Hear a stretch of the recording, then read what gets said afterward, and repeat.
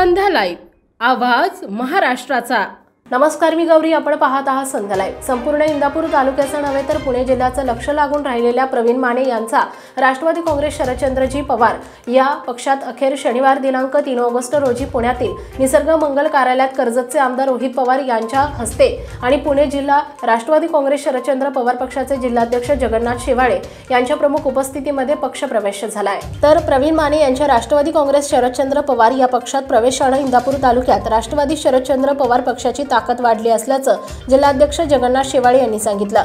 यावेळी बोलताना प्रवीण माने यांनी श्वासोश्वास असेपर्यंत शरद पवार, सुप्रिया सुळे आणि रोहित पवार यांची साथ सोडणार नसल्याचं सांगितलं। कार्यक्रमास पुणे जिल्हा मध्यवर्ती सहकारी बँकेचे संचालक अप्पासाहेब जगदाळे, पुणे जिल्हा राष्ट्रवादी महिला अध्यक्षा भारती शेवाळे, इंदापूर तालुका राष्ट्रवादी अध्यक्ष तेजसिंह पाटील, कार्याध्यक्ष महारुद्र पाटील, इंदापूर तालुका युवक अध्यक्ष अनिकेत निंबाळकर, सामाजिक न्याय जिल्हाध्यक्ष सागर मिसाळ, तालुका महिला अध्यक्ष छायाताई पडसळकर आदी पदाधिकाऱ्यांसह प्रवीण माने यांचे समर्थक आणि राष्ट्रवादी काँग्रेस शरदचंद्र पवार पक्षाचे कार्यकर्ते मोठ्या संख्येने उपस्थित होते। तर पाहुयात पक्ष प्रवेशावेळी काय सांगतात प्रवीण माने। या ठिकाणी आपल्यातल्या काही लोकांनी भाजपला या ठिकाणी पाठिंबा दिला होता तो दिवस, आणि मी त्या दिवशी कोल्हापूरला होतो, आणि जेव्हा कोल्हापूरवरून मी येत होतो पुण्याकडे तेव्हा मी माझ्या वडिलांना आदरणीय दादांना फोन केला की जी घटना झालेली आहे ती चुकीची आम्हाला वाटली आणि अतिशय वाईट वाटलं आम्हाला की पक्षामध्ये आपल्या फूट पडली। मी माझ्या वडिलांना आदरणीय दशरथला माने सोनाई परिवाराचे अध्यक्ष त्यांना विचारलं की आपल्या फॅमिलीचा आपण काय निर्णय केला। त्यांनी सांगितलं काही झालं तरी आदरणीय पवार साहेबांना आपण सोडायचं नाही।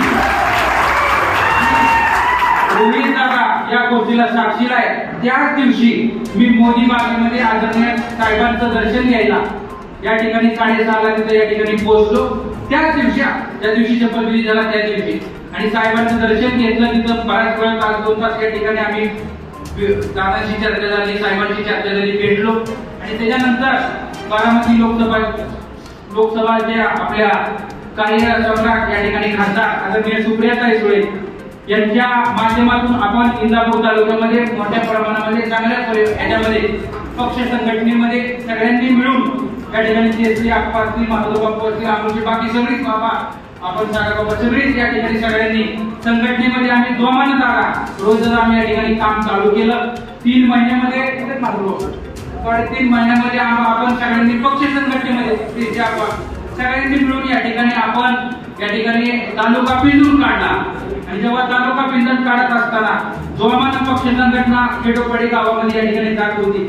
आपल्याला चिन्ह सुद्धा या ठिकाणी नवीन होतं, परंतु संघटनेच्या जोरावरती आणि सगळ्या माझ्या पत्रकार बांधवांच्या जोरावरती हे चिन्ह खेडोपाडी या ठिकाणी गावागावामध्ये पोहोचवण्याचं काम आपण सगळ्या कार्यकर्त्यांनी या ठिकाणी होऊ शकत नाही। परंतु आज त्यांच्याच मार्गदर्शनानं परत सुद्धा मला साहेबांनी असतील, काहींनी, दादांनी जो आमच्यावर विश्वास ठेवला, या विश्वासाला आम्ही कदापि तडा जाऊन देणार नाही। या श्वासामध्ये जोपर्यंत श्वास असेल तोपर्यंत आदरणीय साहेबांना, आदरणीय दादांना या सगळ्यांच्या साक्षीने सांगतो, श्वासात श्वास असेपर्यंत दादा आम्ही तुम्हाला सोडणार नाही।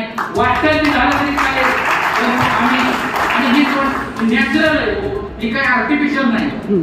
म्हणजे आदरणीय साहेबांबद्दल प्रेम किंवा हे दादा आमचं नॅचरल प्रेम आहे, हे आम्ही पुन्हा करूही शकत नाही। हे ऑटोमॅटिक झालेलं प्रेम आहे, घडलेलं प्रेम आहे। जसे की आपण मुलावर करतो, जसं आपण पत्नीवर करतो, तसं आमचं साहेबांवर प्रेम आहे। त्याला आम्ही काय करायचं? आता ती कुणी जर कमी करायला लागला आम्ही करणार का? होतं का कमी? सांगा बांधवांना, होतच नाही, त्याला करायचं काय?